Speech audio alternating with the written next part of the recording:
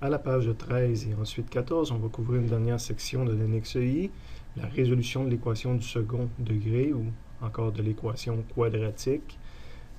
Donc, j'ai écrit ici la forme classique de ce qu'est l'équation quadratique. ax carré plus bx plus c, donc exemple 3x carré moins 2x plus 6 est égal à 0. Toutes sortes de formes qui peuvent arriver. Puis on se demande quelles sont les deux valeurs de x qui vont faire qu'on va respecter cette équation-là. Donc, on a déjà vu ça pour la plupart des gens. On va trouver nos deux solutions possibles en faisant moins b plus ou moins racine de b2 moins 4ac sur 2a, les trois paramètres qu'on a ici. Ça revient à dire que je trouve une première solution, donc une première valeur de x, je l'appelle x1 quand je fais moins b plus, puis une deuxième solution que j'appelle x2 quand je fais moins b moins ma racine. Remarque, quand on fait des mathématiques, on réalise que la partie qui est ici à l'intérieur de la racine, qu'on appelle déterminant, si jamais elle est plus petite que 0, j'ai aucune solution. On ne peut pas prendre la racine de quelque chose qui est négative. Si jamais elle donne 0, moins b plus 0, puis moins b moins 0, j'ai le même numérateur. Donc, je vais avoir une seule solution. x1 va être égal à x2, puis il va être égal à moins b sur 2a si on veut. Et si jamais c'est plus grand que 0, là, j'ai deux solutions possibles que je peux calculer. Lorsqu'on a deux solutions possibles à l'équation, ça revient aussi à dire que, pourquoi on vient de voir ça immédiatement après les binômes, c'est qu'on pourrait remplacer cette équation-là par un binôme qui serait du type x moins ma première valeur que j'ai trouvée, moins x1, multiplié par x moins la deuxième valeur que je trouverais, moins x2. On va faire une démonstration de ça tout à l'heure, mais écrit de cette façon-là, j'ai exactement la même équation qu'ici. Certains étudiants, certains enseignants au secondaire le montrent en faisant ce qu'on appelle la technique de la somme et du produit des racines. Donc, on a un peu le même genre d'équation. Elle est écrite un peu différemment dans le sens qu'il n'y a jamais rien en avant du x carré quand on veut la travailler comme ça. Donc, il s'agit de... Si ce n'est pas le cas, si elle n'est pas présentée de cette façon-là, on peut toujours faire une opération mathématique, là, comme on va le faire en bas ici, pour le ramener sous cette forme-là. Puis, ce qui va être en avant du x, on appelle ça la somme. Puis, ce qui va être en avant du x à la 0, si on veut, on va appeler ça le produit. Puis on peut arriver à résoudre en travaillant notre équation de cette façon-là. Évidemment, il faut montrer que ce terme-là correspond à ce terme-là. C'est ce qui est fait en dessous ici. Donc, je pars avec le ax plus bx plus c. Puis je veux isoler pour avoir x carré tout seul. Ça revient à dire divise tous les termes par a, incluant le a divisé par 0, qui va rester à 0. Donc, ici, je l'ai réécrit. Est égal à, justement, si on trouve deux solutions, c'est le binôme qu'on peut écrire de l'autre côté. Et je vais multiplier mon binôme. De ce côté-là, je peux multiplier mon binôme terme à terme. Je vais avoir x carré, x fois x. Je vais avoir x fois x2, l'équivalent de moins x, x2. Je vais avoir moins x1 fois x, l'équivalent de moins x1, x. Puis je vais avoir x1 fois x2, l'équivalent de x1, x2. Puis étant donné qu'on disait qu'il y avait un équivalent entre les deux, on voit le x2 qui apparaît avec le x2. Le terme qui est ici. Ce qui est en avant du x, j'ai un x ici, puis j'ai un x ici. C'est pour ça qu'on l'a mis en évidence en bas ici. Là. Fait que j'ai x2 moins, j'ai mis mon x en évidence qui se trouve à l'arrière ici. Il reste, si on met moins, il reste x1, puis il reste également x2. Il y avait un moins avant de chacun. Donc, plus le x1, x2 à la fin. Puis là, on peut vraiment comparer ce côté-là de l'équation avec ce côté-là. Okay? Donc, ici, pour ça qu'on appelle ça la somme, on se trouve à avoir l'équivalent de x1 plus x2, fait que le terme ici correspond à la somme, puis le terme ici, c'est mes deux racines que j'ai trouvées, mes deux solutions que j'ai trouvées, sont multipliées, correspondent donc au produit. Okay? Donc, si vous n'avez jamais fait ça au secondaire, cassez-vous pas la tête avec ça. De toute façon, même si vous l'avez déjà fait, on ne se casse pas la tête avec la démonstration. On essaie tout simplement de la solutionner. Puis c'est une méthode typiquement par essai-erreur. On va en faire une ou deux tout à l'heure sur la prochaine page. Mais c'est ça, on va définir que le deuxième terme de l'équation, c'est notre somme. Puis le troisième terme de l'équation, c'est notre produit. Puis on va essayer de trouver deux valeurs de x puis de x1 qui respectent ces conditions-là. Okay? On pourrait même le calculer de façon extrêmement rigoureuse, sans tâtonnement, en utilisant les formules qui sont là. Okay? Ça, c'est rare. Habituellement, les gens aiment cette méthode-là justement parce que c'est pour y aller par essai-erreur. Quand on est rendu qu'on utilise ces formules-là, aussi bien utiliser les formules d'en haut qui sont beaucoup plus connues.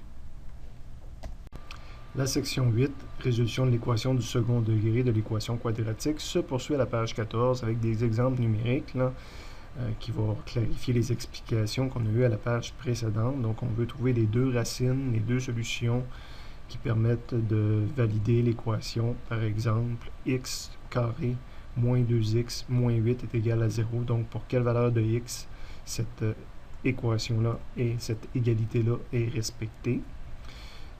Si j'y vais avec la méthode classique, ben, je vais dire que mon paramètre qui correspond à ax carré, ben, le a vaut 1.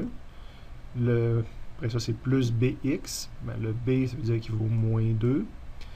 Plus c est égal à 0, donc le c vaut moins 8. Et ce sont ces trois valeurs-là que je vais utiliser dans ma formule de l'équation quadratique. Donc, je vais mettre moins b, moins 2, plus ou moins b au carré, ça ne change rien. Moins 4 fois a, le a vaut 1, fois c, le c vaut moins 8, divisé par 2a, divisé par 2, 1. Moins donne le 2. La racine ici, on tombe apparemment sur 36. Moins 4 fois moins 8, moins 32. Donc, moins 4 fois moins 8, ça donne 32, plus le 4 que là, 36, racine de 36, 6. Fait qu'effectivement, j'arrive à ça. Donc, j'ai une première solution qui est 2 plus 6 divisé par 2 donne 4. Puis une deuxième solution qui est 2 moins 6 divisé par 2 donne moins 2. Et je vais sauter la méthode somme-produit pour aller tout de suite à confirmation que ça fait bien ça. Quand je vous disais que ces deux choses-là me servent à écrire un binôme, donc j'ai x moins x1, x moins x2, ben j'ai écrit x moins 4 et x moins 2, j'écris x plus 2. Et donc j'ai la multiplication de deux binômes ici. Maintenant, je vais les multiplier terme à terme. X fois x donne x carré. X fois 2 donne 2x. Moins 4 fois x donne moins 4x. Donc, j'avais 2x moins 4x. Il me reste moins 2x. Et le moins 4 fois plus 2 donne moins 8.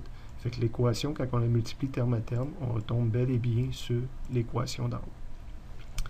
Concernant somme et produit des racines, on voit que l'équation est déjà en x carré avec aucun terme en avant. Donc, c'est toujours sous la forme de x moins la somme fois x plus le produit fois pas de x. Donc, la partie S dans ce problème-là est égale à moins 2. Est égale à 2, oui, c'est vrai, c'est x moins s fois x. Donc, le moins s est égal à moins 2, donc j'ai vraiment la somme est égale à 2. Puis le produit, parce que c'est plus p, le produit est égal à moins 8. Okay. Donc, il faut revenir, il faut l'avoir en tête. Je reviens momentanément à la page 13, là. Mais j'essaie de regarder mon équation en regardant ça en même temps, là. Donc, x moins sx plus p. Ayons ça en tête. Je devrais peut-être l'écrire juste en haut ici. X moins sx, donc le s vaut 2, plus p, ben plus p vaut moins 8. Okay. Et là, je regarde ces choses-là, puis par essai-erreur, tout ça que je devrais regarder, là, avec le 2 et le 8 à la fin, par essai-erreur, j'essaie de trouver quelle valeur de x permettrait de respecter ces deux équations-là. OK? Donc, quand je les multiplie, il faut que ça donne moins 8. Donc, ça pourrait être moins 8 fois 1, mais moins 8 plus 1 ne donne pas 2. Donc, les 1 puis 8 ne fait pas. En termes de multiplication, ce qui me reste, c'est 2 fois 4. Évidemment, il ne faut pas que ce soit moins 2 fois moins 4, parce que ça ne donne pas moins 2. Donc, ça peut être moins 2 plus 4. Moins 2 plus 4. Oui, moins 2 plus 4. C'est sûr que le gisement en tête était écrit là. Mais vous voyez, c'est par tâtonnement. Si je choisis d'avoir x moins 2 puis 4, ben, l'un fois l'autre donne le moins 8, puis l'un plus l'autre donne le 2. Donc, c'est vraiment du tâtonnement. Mais j'aurais pu le faire aussi avec les formules officielles de somme et produit.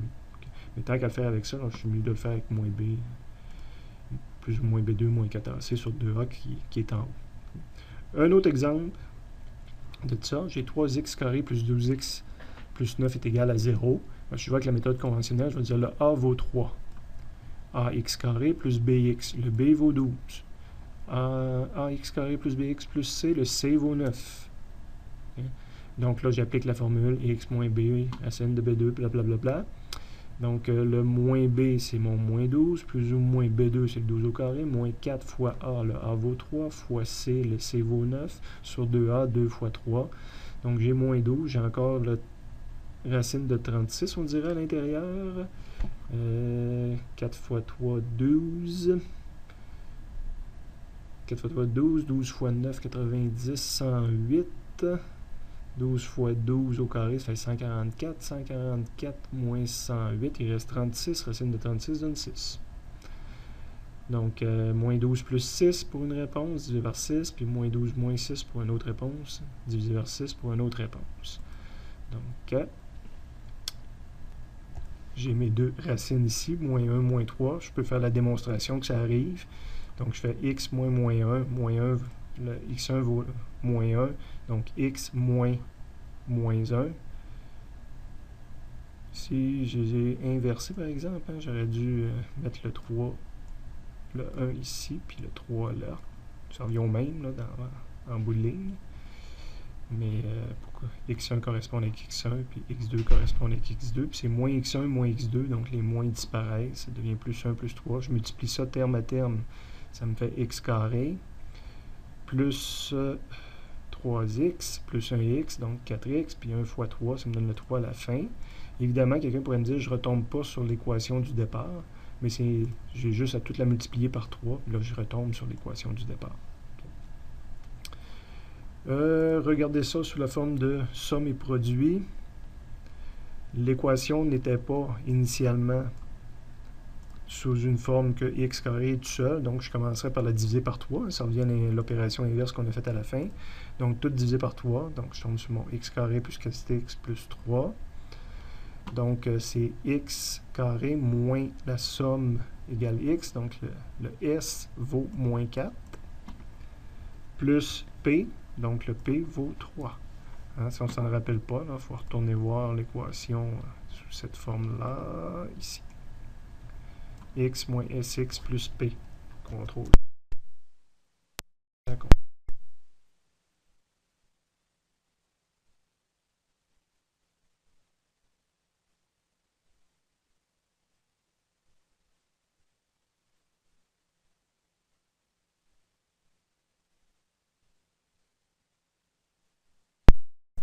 Vaut bel et bien 3. Donc, ceux qui travaillent comme ça, c'est cette façon-là là, qui regardent ça, puis là, par tâtonnement, ils essaient de trouver quelque chose que quand je le multiplie, peut donner 3, puis quand je l'additionne, peut donner 4. Mais c'est sûr que ça va être 1 fois 3, étant donné que quand j'ai... ça peut être 1 fois 3 ou moins 1 fois moins 3. Je vais tomber à moins 4, mais ça va être moins 1 fois moins 3. Donc, par tâtonnement, on peut trouver là, que les deux réponses possibles. Quand je les multiplie, ça donne 3, puis quand je les additionne, ces deux termes-là donnent moins 4. Ou la méthode rigoureuse. Puis en bout de ligne, ben, ça me donne les deux mêmes racines que tout à l'heure, donc la démonstration s'applique encore.